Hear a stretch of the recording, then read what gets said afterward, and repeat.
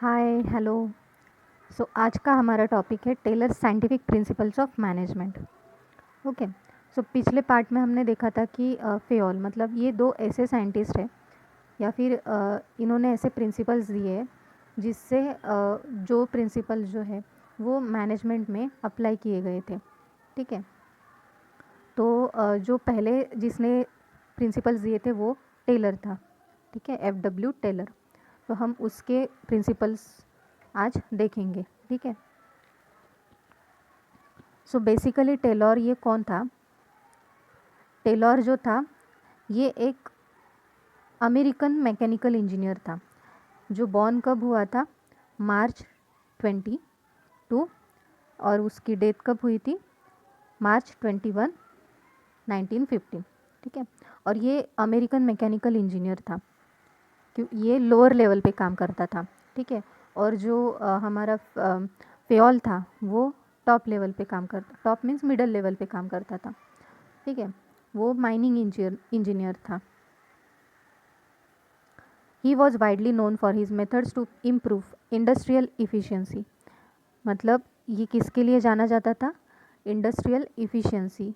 उसने industrial efficiency के बारे में बहुत से प्रिंसिपल्स दिए, तो उसके लिए ये पॉपुलर है। Taylor summed up his efficiency techniques in his book the principles of scientific management which is in 2001 and he is known as father of scientific management. उसको क्या कहा जाता है? Father of scientific management. और उसको father of efficiency movement भी माना जाता है इंडस्ट्रियल इंजीनियरिंग का। ठीक है। तो ये आपको याद रखना है कि उसको the principles of scientific management ये उसकी बुक थी, तो उसने उस बुक में जो 5 प्रिंसिपल्स थे मैनेजमेंट के वो दिए थे साइंटिफिक वे से। ठीक है।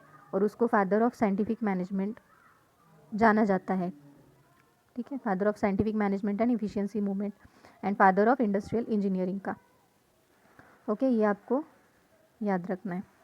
अभी नेक्स्ट हम ये हमने अभी देखा कि एक्चुअल में फ्रेडरिक विंसलोट टेलर ये कौन था। ठीक है। तो ये लोअर लेवल पे काम करता था, वर्कर लेवल पे। और एक्चुअली में इसने वो कंडीशन देखी कि क्या ज़रूरत है, कौन से प्रिंसिपल्स होने चाहिए लोअर लेवल पे जिससे कि और इफ़िशियंसी से काम हो जाए। ठीक है। लेकिन इसने ज़्यादा से ज़्यादा किस पे काम दिया? प्रोडक्टिविटी पे ही ध्यान दिया। ठीक है। इसमें ह्यूमन जो ह्यूमन रिलेशंस पर इसने थोड़ा कम फोकस किया था। ठीक है, ये हम देखेंगे आगे। सो नेक्स्ट है साइंटिफिक प्रिंसिपल्स जो इसने दिए थे। तो फर्स्ट क्या है कि science not rule of thumb. मतलब जो हमारा साइंस है ना, ये कोई रूल ऑफ थंब नहीं है। This rule focuses on increasing the efficiency of an organization through scientific analysis of work and not with the rule of thumb method. Taylor believed that even a small activity like loading paper sheets into boxcars can be planned scientifically. मतलब actually में किस पे focus दिया था? Systematic way से कोई भी काम होना चाहिए, चाहे वो कार में कोई सामान जो है वो लोड करना मतलब भरना हो, वो भी कैसे होना चाहिए, या फिर जो फाइलिंग रिकॉर्डिंग जो भी काम है, ठीक है, यहाँ से वहाँ बक्से उठाना, वो भी किस तरह होना चाहिए? साइंटिफिक वे से होना चाहिए। साइंस को इसने बहुत ज़्यादा इम्पोर्टेंस दिया था। This will save time and also human energy. उसका कहना ये था कि अगर हम साइंटिफिक वे को कंसिडर करेंगे तो इससे क्या होगा कि जो टाइम है वो सेव हो जाएगा। ठीक है। जो इधर उधर टाइम जाता है ना, हम एक काम करते समय थोड़ा सिस्टमेटिक वे से अगर नहीं करेंगे तो टाइम वेस्ट हो जाता है और ह्यूमन एनर्जी भी वेस्ट हो जाती है उसके टाइम के साथ साथ। ठीक है। तो ये सही भी कह रहा था। दिस डिसीजन सपोज करो हम एक एग्ज़ाम दे रहे हैं और हम रैंडमली स्टडी कर रहे हैं किसी भी सब्जेक्ट का, कोई भी सब्जेक्ट उठा रहे पढ़ रहे हैं और ढेर सारी बुक्स गिरी पड़ी है हमारे सामने और हमें समझ नहीं आ रहा है कि कहाँ से स्टार्ट करें। लेकिन अगर हम उसका ही प्रॉपर इसमें बहुत टाइम वेस्ट जा रहा है, ठीक है, कन्फ्यूजन की वजह से। तो अगर उसकी जगह हम एक प्रॉपर शेड्यूल बनाएं, ठीक है, टाइमिंग बनाएं कि इस वक्त कौन सा सब्जेक्ट पढ़ना है, कितनी देर पढ़ना है, किसको कितना ज़्यादा टाइम दे रहा है, वीक एरियाज़ कौन से है, स्ट्रॉन्ग एरियाज़ कौन से है, उसके हिसाब से अगर हम मैनेज करें, शेड्यूल बनाएं, इस तरह से सिस्टमेटिक वे से हमारा स्टडी भी जल्दी हो जाएगा, इफ़ेक्टिव भी रहेगा, प्रोडक्टिव भी रहेगा। ठीक है। तो इसी तरह से उसने कंपनीज़ में मैनेजमेंट के लिए ये प्रिंसिपल बताया था। This decision should be based on scientific analysis, मतलब ये डिसीजन साइंटिफिक एनालिसिस पे बेस्ड था, ठीक है, and cause and effect relationships rather than rule of thumb, there where the decision is taken according to the managers personal judgement. Manager जो बोलेगा, मतलब वो जो सिस्टम बताएगा वही सिस्टम क्या होगी, फॉलो होगी। क्योंकि आप देखते हो कि जो भी लैब्स में मशीनरीज या इंजीनियर्स जो भी कोई मशीनरीज बनाते, तो या वो ये करते हैं क्या, एक मतलब कभी भी कौन सा भी पार्ट कहीं पर भी जोड़ देंगे और मशीन तैयार हो जाएगी, ऐसा नहीं। उनका भी एक सिस्टम रहता है कि कौन सा पार्ट कहाँ जोड़ना है, ठीक है। तो इस तरह से इसके पीछे क्या है, मोस्टली साइंस है।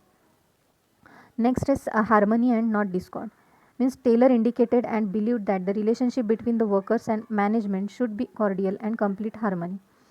Differences between the two will never be beneficial to either side.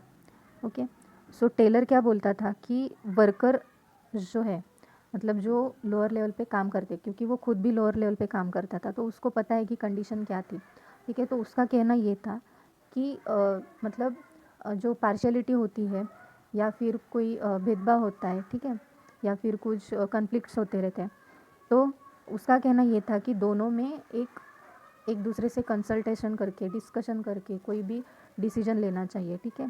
वहाँ पे हार्मनी होनी चाहिए, दोनों लेवल्स को एक दूसरे को समझना चाहिए, ठीक है।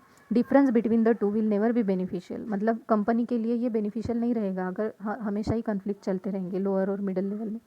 Management and worker should acknowledge and understand each others importance. Taylor also suggested the mental revolution for both management and workers to achieve total harmony.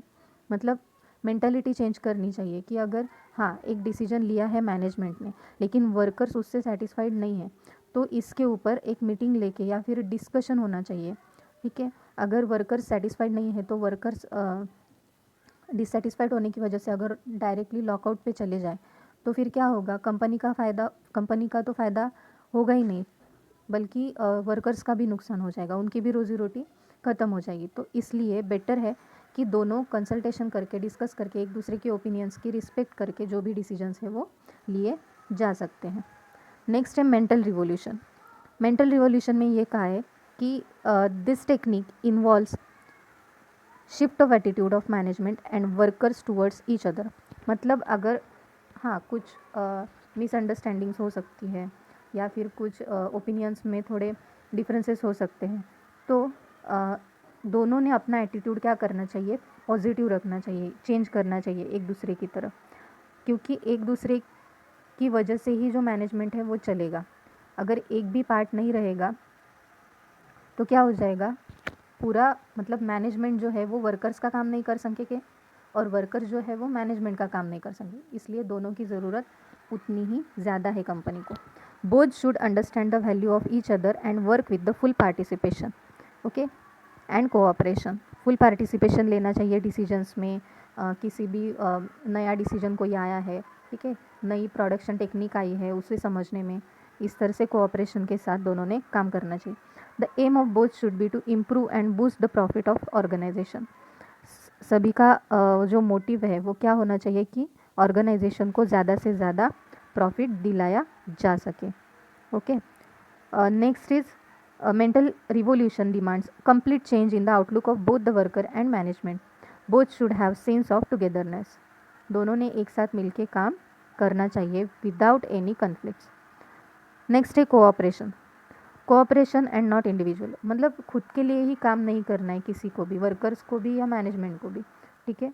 अगर वो खुद के लिए ही, मतलब हाँ मेरा काम है, मैं अपना काम बेस्ट करूँगा बस, ठीक है, खुद तक ही वो काम सीमित रखे और एक दूसरे से कोऑपरेट ना करे, तो इससे क्या होगा कि जिनको कुछ मालूम नहीं है या फिर जिनके पास कोई स्किल नहीं है, तो वो अगर एक दूसरे से शेयर करेंगे तो इससे क्या होगा, कोऑपरेशन बढ़ेगा और काम जो है वो इफ़ेक्टिव तरीके से, प्रोडक्टिव तरीके से जल्दी ख़त्म किया जा सकता है। लेकिन एक दूसरे को अगर कोऑपरेट ना किया जाए तो उसी काम को करने में मतलब 2 साल की जगह पे 5 साल लग सकते हैं।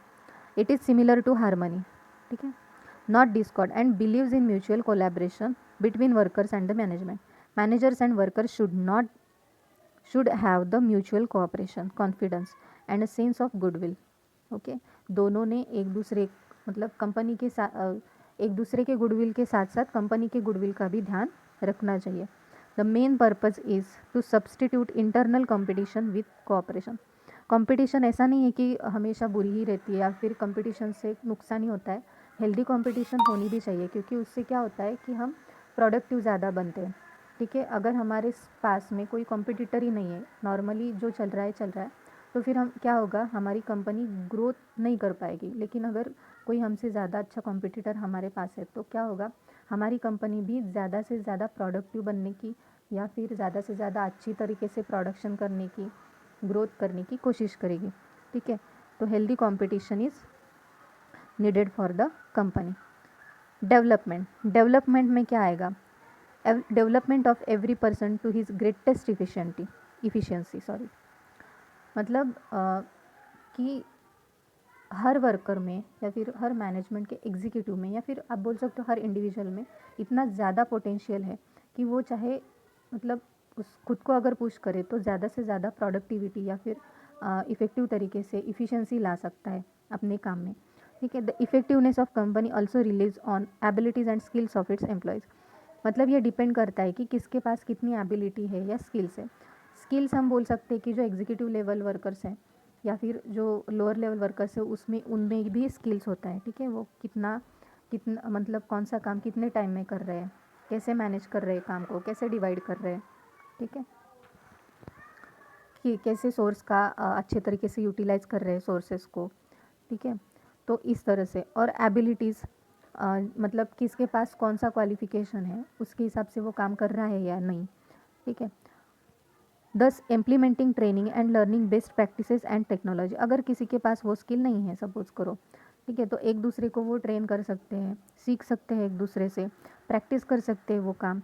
इसकी वजह से क्या होगा, कोऑपरेशन तो बढ़ेगा ही, लेकिन कंपनी को जो लिमिटेड लोगों पे डिपेंड रहना पड़ता था उस स्किल की वजह से, तो उससे क्या होगा कि सभी ने वो स्किल सीखने से वो काम जल्दी हो जाएगा। Is the scientific approach to brush up employ skills. To assure that the training is given to the right employee, the right steps should be taken at the time of selection and recruiting candidates based on scientific selection. Selection भी किस तरीके से होगा, scientific way से होगा।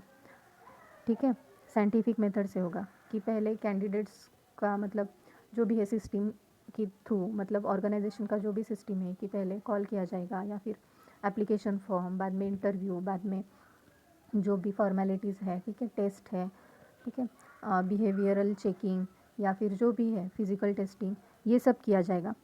ठीक है, उसके बाद क्या क्या स्किल्स है, क्या क्या स्पेसिफिकेशन है, क्वालिफिकेशन है, ये सब चेक किया जाएगा।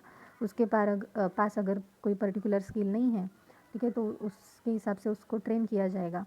ठीक है, या फिर जिस उसके पास जो स्किल है उसके स्किल के बेस पे उसको वो जॉब अलॉट किया जाएगा।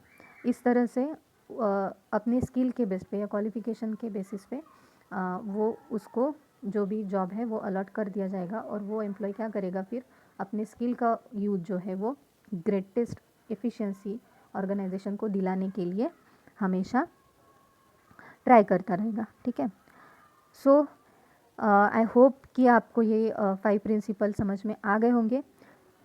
ठीक है, और these 5 principles of scientific management process involve experiments, observation, analysis and inference.